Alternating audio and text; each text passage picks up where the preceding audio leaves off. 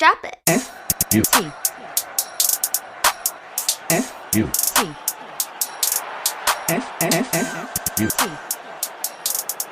Hello, Futties. This is John, aka FUT Coaching, and I'm live recording from my holiday. I said I wouldn't be doing this, but then the pitch notes with the gameplay option hit. So today I want to welcome you all to FUT Review, episode 441, and of course a special shout out to all our Patreon supporters at patreon.com/FUTinReview, and a special shout out to the Skybox owners Alma, Reese, Daniel, Archom, and of course new to the pack is Nick. Very much thank you for your support, and your support keeps me going even through the holidays, and I keep thinking about FIFA. Anyways, thinking about FIFA, here we are, and today we have the new pitch notes for FIFA 23, and those things as a coach is very important. So I wanted to get through these all of you.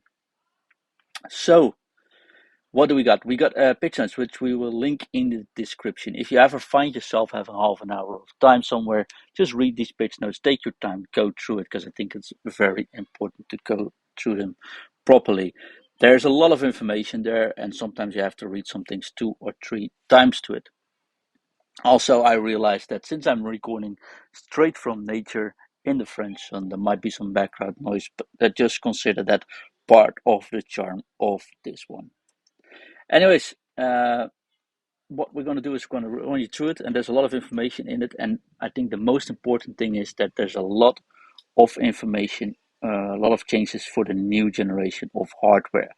The new generations of, of course, PlayStation 5, Xbox Series S and X, Stadia, but this year also joining the new generation of hardware is called the PC version. In the pitch notes, you see the NG logo when something is NG specific, and I think there's a lot of NG specific. So if you haven't made the jump to new gen yet, and you do have a new generation of console, which of course always isn't a big of an issue, then please just make the jump, because I think it is now the time to do it, and this is, I think, crucial to get the most out of this game. What changed is, of course, a new engine, Hypermotion 2 gameplay technology, which is a fancy word of saying they use machine learning for things, and there are new animations adding, including some real cool new women's football animation, which I think is rather interesting to see. Quickly go through it, but I think the most fun part about this is the women's football update. So there has been new movements included 3 unique sets of movement archetypes on height variants, totally hundreds of different animations, new star signature run styles, always cool, of course, some characters included in there, and women only animation, which is always a good thing if we want to make sure we get this going. But what is new in FIFA 23 and actually will feel different in game, I think, is the new technical dribbling. This is only for new gen, once again, so go for it. This is a brand new dribbling system, which actually has to do with left stick dribbling. So hundreds of new animation this set. I mean, that's all really cool, machine learning flow, all kind of that. But I think the most interesting thing comes here. By just using the left stick, you can use these new dribble animations. It's the new default dribbling style, and any player can perform it, although the quality of the dribble is still heavily dependent on the dribbling attribute. And this is why I love these pitch notes, and this is why you should really, or these pitch notes, and this is why you should always have good attention when reading this, because they gave a list of which attributes can impact players of technical abilities the most. So, if you have dribbling and ball control, the precision of the dribble touch will get improved. If you have dribbling, agility, and reactions, is how quickly the animations actually play out. So higher reactions actually make the animations go off faster, which is really interesting to know, because we never knew exactly what reactions did. Well, we had an idea, but this actually confirms it. If you have also dribbling and ball control affects how close or far the ball can stay to the dribbler, and reactions is actually how much speed the ball carrier maintains while dribbling around. Then there's dribbling, agility, balance, and reaction in the total, and that's how quickly the ball carrier can transition between different running animations. Basically, if you have high dribbling, high agility, high balance, and reactions, and you are on a new gen console, you can do much more on the ball by just holding the left stick and dribbling around. They actually say it is just left stick. If you use any other modifiers or dribbling systems, such as agile dribbling, for example, they do not use this new technical dribbling system. Something new, which I think was very much needed, is a new type of jockey. It's called machine learning jockey. And just make sure that if you hold the L2 on the controller on Xbox or PlayStation or LT on Xbox, um, or both of the jockeys, the sprint jockey, which I was very much using against, but I think that might change in the new game. Um, what it does is you can now jockey much more accurate, so you can turn more easily. It's slow to de-accelerate from high sprints into the jockeying, so that is, I think, very cool because you used to be able to do this like a sort of robots, stop and sprint again. This feels much more natural. It actually affects this maximum sprint while sprint jockeying, so that is also cool. And I think this shows how, again, the work of these pitch nets. It says the higher the defensive awareness attribute, the faster players can perform the jockey movements. So that is really cool. And also it says acceleration attribute does really help. This, for example, I was thinking about which players does this affect. Well, if you look at Virgil van Dijk, for example, has high defensive awareness, very high acceleration, but very low top speed. This is a player that is known to be very good at jockeying and tackling and being in the right position. Sprint speed does not impact jockey speed. So that's really cool to know. It's all dependent on defensive awareness. So defensive awareness on center defenders is very much affecting this. Personally, I really like this change. Um, there is also 3 new type of sprint available. Well, if you just sprint, every player has a new acceleration type. There's a controlled acceleration type. This is also only new gen, of course. Most players in FIFA 23 will have the control type as their accelerate uniformly in a controlled manner. Basically, they start as fast as they end up to be. There's an explosive acceleration style, which are shorter for more agile players. They are quickly to cover short distance and get ahead of their opponents, but that means slowing down after the initial burst of accelerations. That's pretty cool. You can get behind the player, and after you're done, they will be able to catch up. And there's, of course, the lengthy players. These are the taller and stronger players that are known for, they need a little bit more time to get going, but once they are going, uh, they can actually get past defenders that were already sprinting, providing they have enough distance, of course. So these players start slow and will try for longer distances. They also gave how they get the accelerate, they call it the accelerate, but how the new sprinting types, acceleration types are set up. I'm not going to go through all of it, but it's really clear that if, for example, you have high agility, but you're smaller, you could be an explosive one. If you are tall, like Virgil van Dijk, and have big strength with high acceleration, you can actually become the lengthy one. And if you are controlled, as basically any other player that does not meet the other requirements. It shows the actual requirements. The only thing I'm not fully aware of, as we are going into the game yet, I'm very curious to see is if they will actually mark it on the card. I would love to see that type on the card itself, so we don't have to calculate it ourselves. Actually, I'm looking at the in-depth video now, and it shows acceleration type explosive. So it now shows right foot, skill moves, weak foot. It shows which foot they are the main foot on. It shows the work rates on attacking and defensive, and it shows the acceleration type as well. So that's really cool. This is interesting though, so you can really build your team up, for example, using explosive wingers or the other way around, uh, the big strikers that go in behind, for example. There are new shots, power shots. I mean, these are all cool, right? And I would definitely want to focus more on it, but not until I get hands on my game. Because I think, especially after we saw the last patch hit, it's very important to know what we're starting to go into before, like if we play it, before I give any opinion about actual how this feels. I think adding new shots, making sure how these are calculated and how they are triggered is good. So that's, I'm always happy to do that. It shows which attributes you need, so that's really good. But how good does it feel? I have no idea, of course. Yeah. what is really cool is that they redesigned all the set picks. So free kicks, corner kicks, all changed. Basically, it looks like a bit of FIFA 2003 for me, where you tell your player where to hit the ball, and you see a little bit of a line on the first meters it will go off to. That's really cool, and it also shows you how these curves and these measurements are made possible. So it shows it if you have players with higher curve attribute, for example, um, they can adjust. They can have higher amount of side and top backspin, for example, which is cool. Um, you can now lie the player down behind the wall, which I think is still a very silly thing to watch when you're at the stadium. It might also be a very silly thing to watch when you're playing FIFA, but it might also be necessary once we figure out what's the best way to score free kicks. How do we deal with this? You just walk with your left stick with a non-wall player into the wall, and he will just lay behind. If you want to remove it, you could just left stick away from the wall, and the lying down player will just move away. So that's good.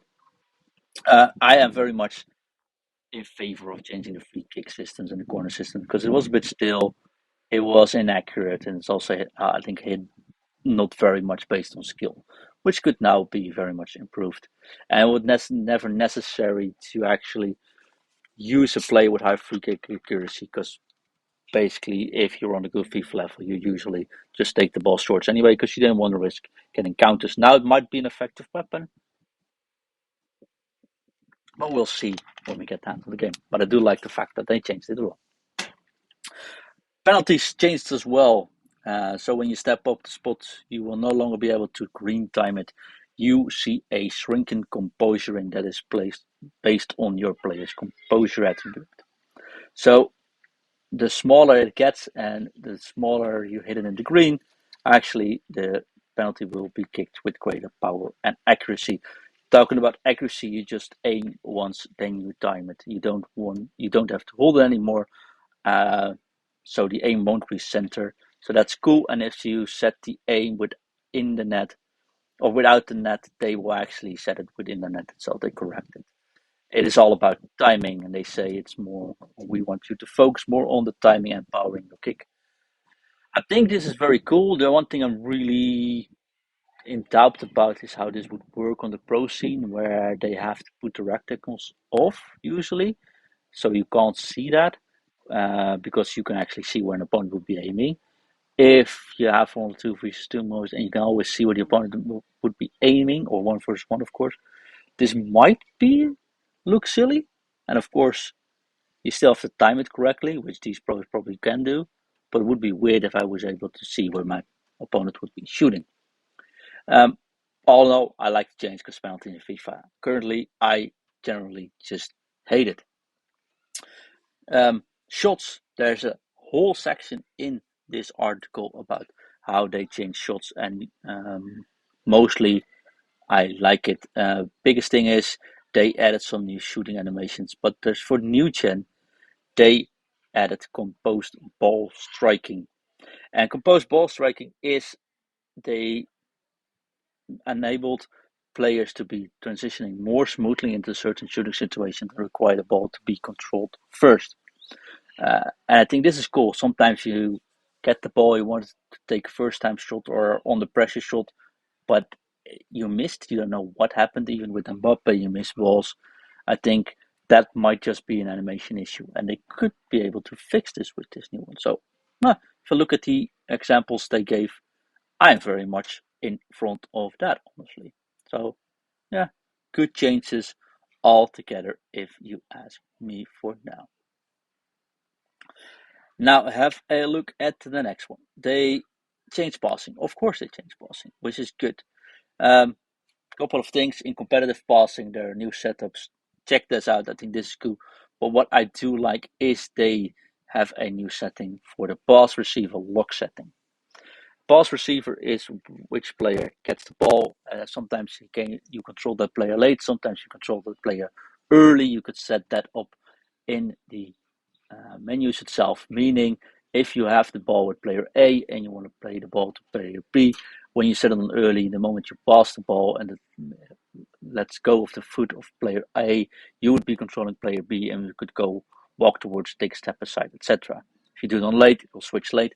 And they've now added up the power setting, the pass receiver lock setting. It's called power up. It will select the play receiver when the pause button is released or when the power bar reaches full power, whichever comes first. It's good to give players these options. All those things which come out and will probably be part of as well when we say this is the best setting for you. I doubt there's a best setting in this one. It's just preference. What is new is the extended crossing zone. They expanded the regular crossing zones to allow for crosses on the top of the box, which is good, and you really need to see this picture they put in. They said this is inspired by world-class players like Song Heung-min, who performed dangerous crossing to their teammates from this area. It's something which you were unlikely to pull off on assistant crossing anyways, so it is good they changed that. Also changed is the outside of the foot passes on demand, especially with shots, as I saw earlier on. If you hold the L2 or the LT button, shared with flare passes, the addition of the outside of the foot passes increase the likelihood of a special animation happening, especially if a higher power is requested. It is always good to give more options which are under our control, so keep that going. Also, goalkeepers are more consistent in performing passes, even with lower short or long pass attributes. Also good. I don't think it should be that important for the passing for the opponent, for your goalkeeper. And if your goalkeeper has very much higher passing than the other goalkeepers will generally have, I think he should notice that.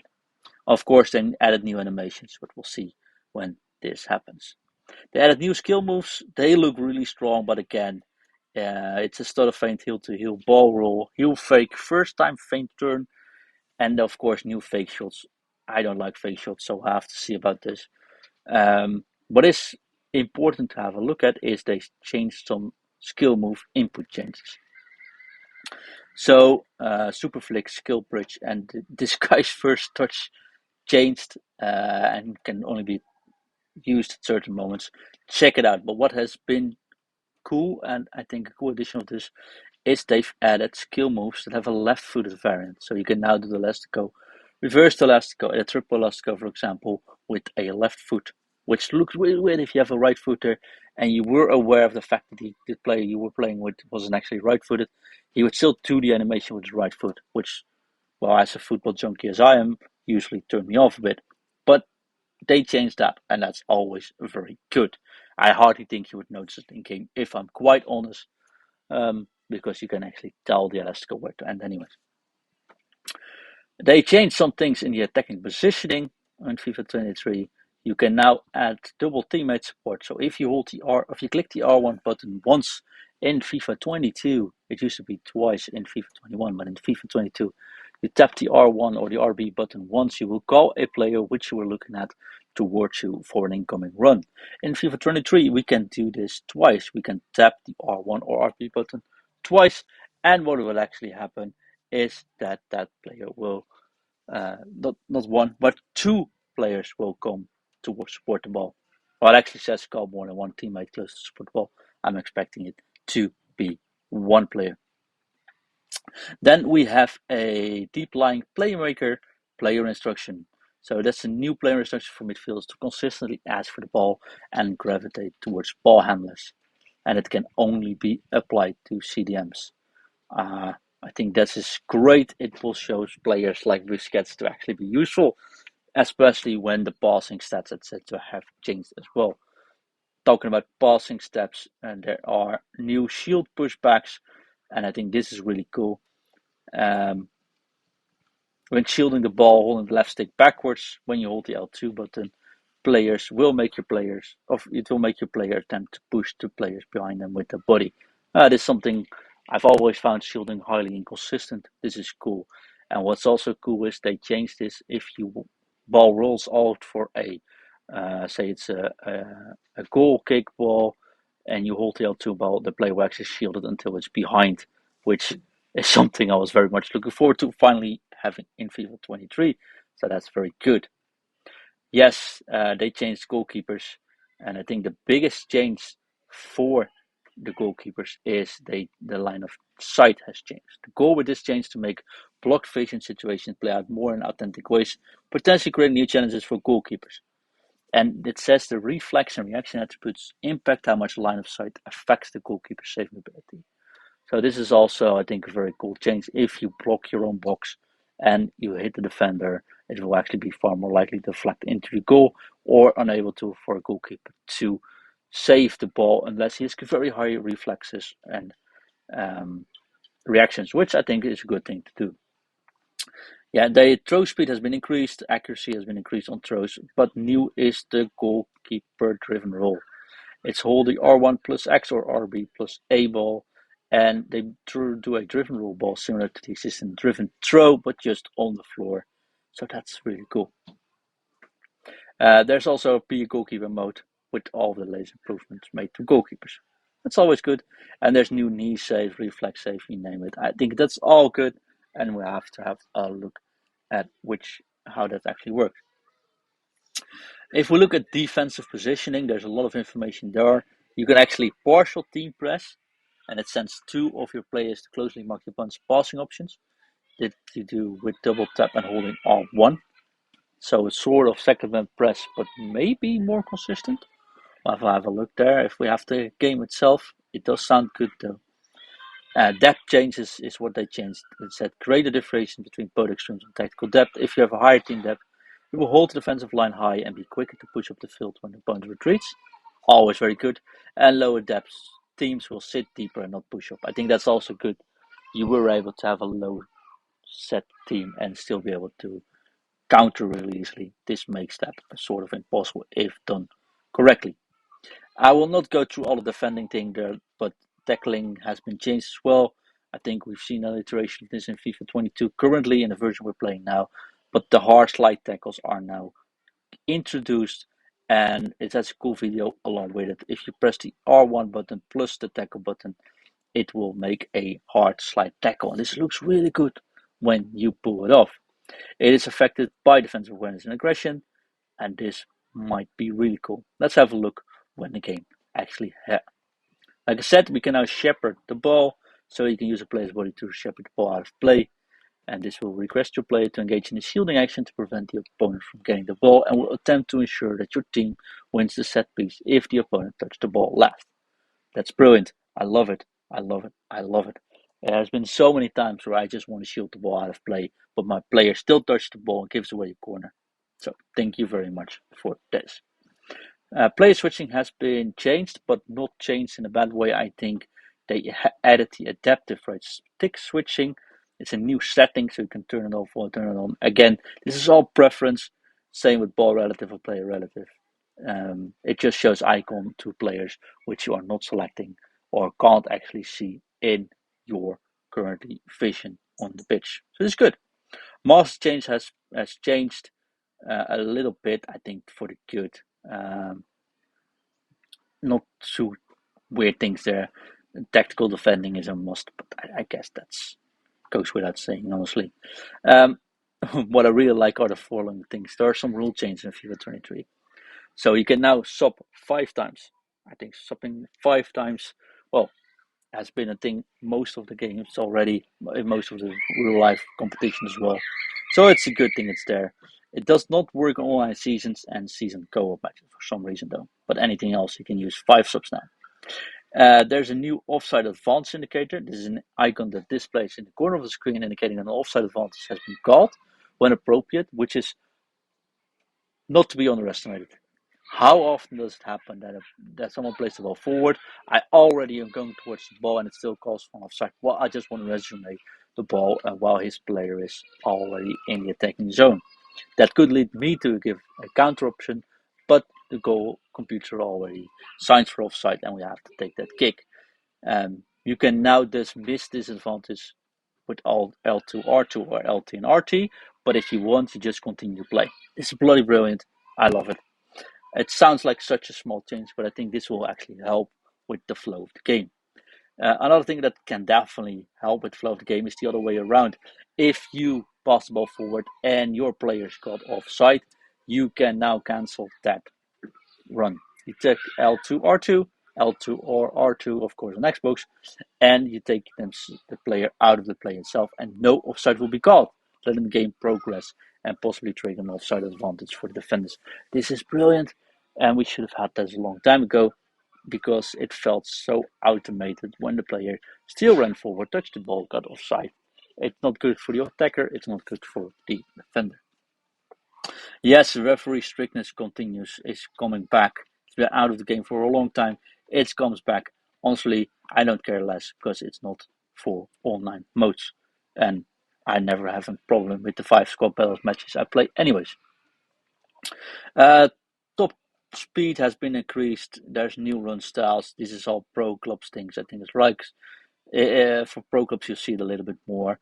And yes, throw-ins are changed. I think this is all good. Goal kicks are changed. I think goal kick change was needed.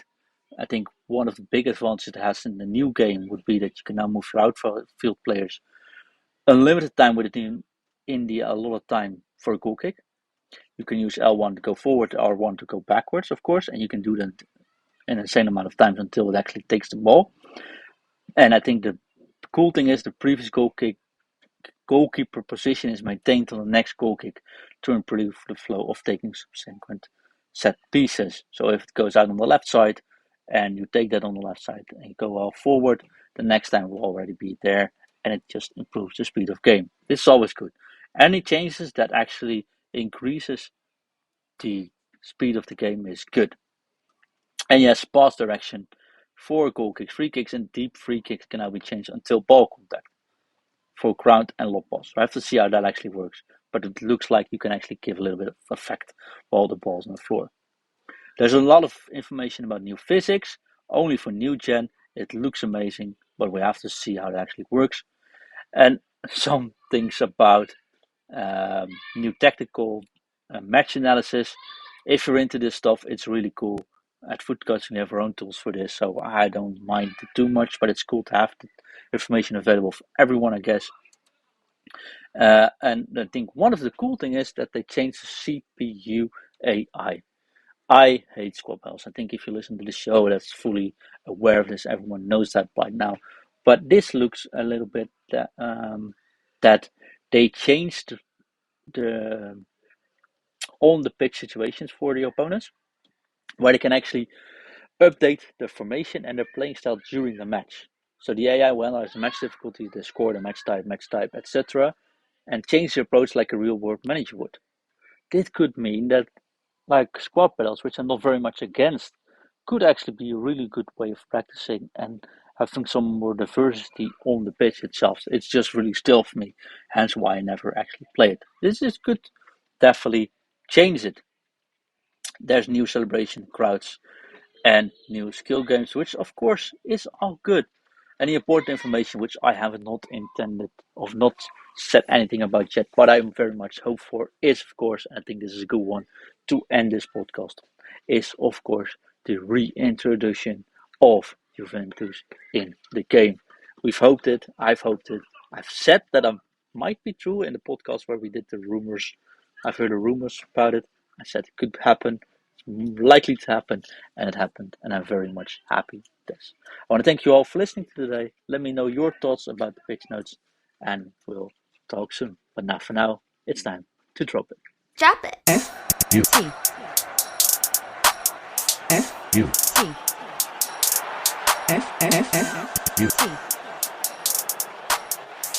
FUT. In view. FUT.